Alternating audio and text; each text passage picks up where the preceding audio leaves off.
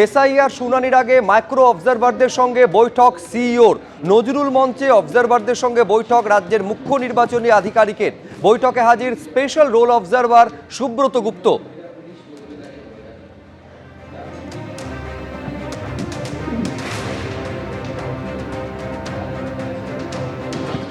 Micro observer যে appoint হয়েছে, যারা ইয়ারো সঙ্গে থাকবে, ওদের হিয়ারিং জানে, ওদের ট্রেনিং ছিল একটা।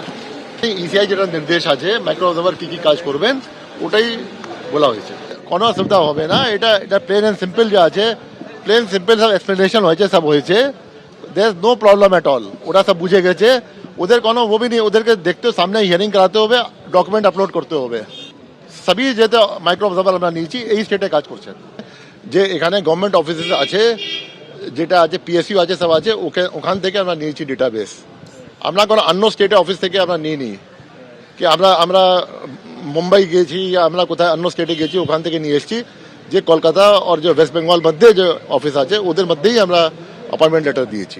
এটা কোনো 150 যে আছে ম্যাক্সিমাম লিমিট বলা হয়েছে।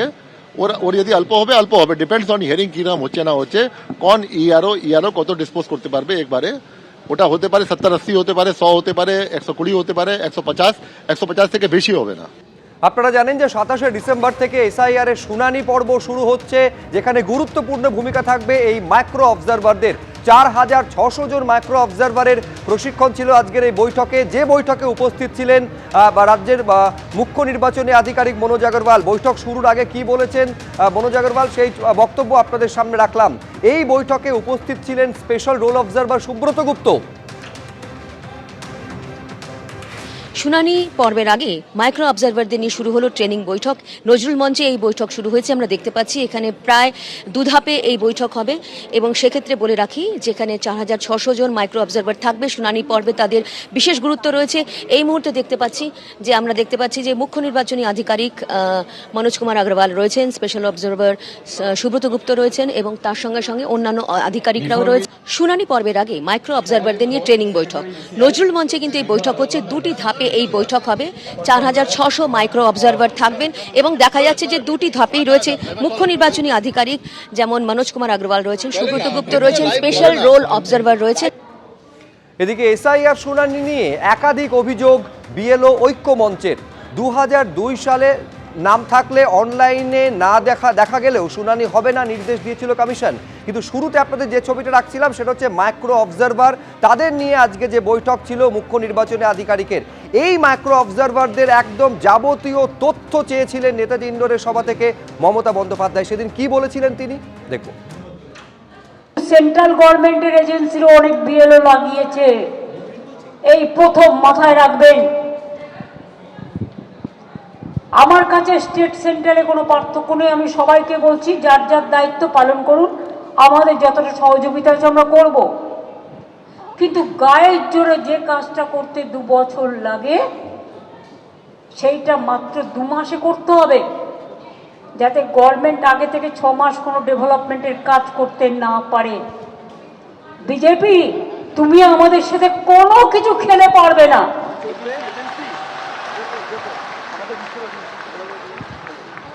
সব এজেন্সিকে তোমার দালাল বানিয়েছো। এই বিএলওদের বেশিরভাগ শিক্ষক, কিছুদিন বাদে আবার মাধ্যমিক পরীক্ষা আছে, তাছাড়া ছেড়ে দিন। আমি শুনেছি সেন্ট্রাল গভর্নমেন্টের অনেককে অ্যাপয়েন্টমেন্ট করা হয়েছে। প্রত্যেকের আগে খবর রাখুন তো সেন্ট্রাল গভর্নমেন্টের কাকে কাকে অ্যাপয়েন্টমেন্ট করা হয়েছে, তারা কোন ডিপার্টমেন্টে কাজ করে, কোথায় থাকে। আমার ডিটেলসটা চাই। আমি তাদের সহযোগিতা করবো, কিন্তু আমার ডিটেলস চাই। এটা স্টেটকে জিজ্ঞেস করে করেনি, ইলেকশন কমিশন ইচ্ছে মতো করছে।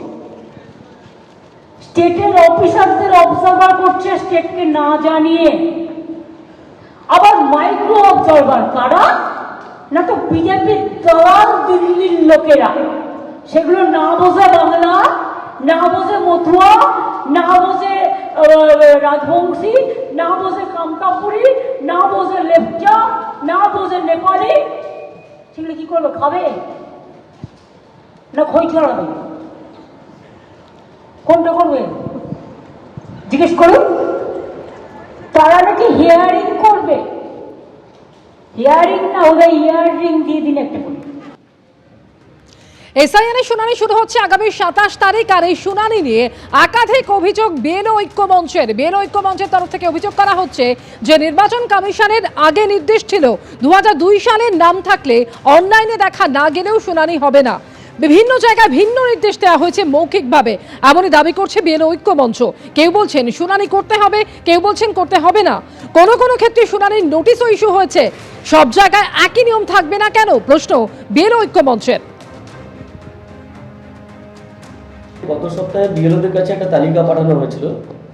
সেই তালিকাতে মূলত তাদেরই নাম ছিল যাদের 2002 সালে ভোটার লিস্টে নাম আছে অথচ অনলাইনে দেখা যাচ্ছে না বা কোনো মিসম্যাচ হয়েছে, এবং ভার্চুয়াল মিটিংয়ের মাধ্যমে ইআরও এবং এইআরওরা নির্দেশ দিয়েছিলেন যে এদেরকে আলাদা করে হিয়ারিং করার দরকার নেই, এদেরকে শুধুমাত্র ওদেরকে ডেকে তার কাছ থেকে ডকুমেন্টসটা নিয়ে সেটা একটা সার্টিফাই করে বিএলও অ্যাপে আপলোড করে দিতে হবে।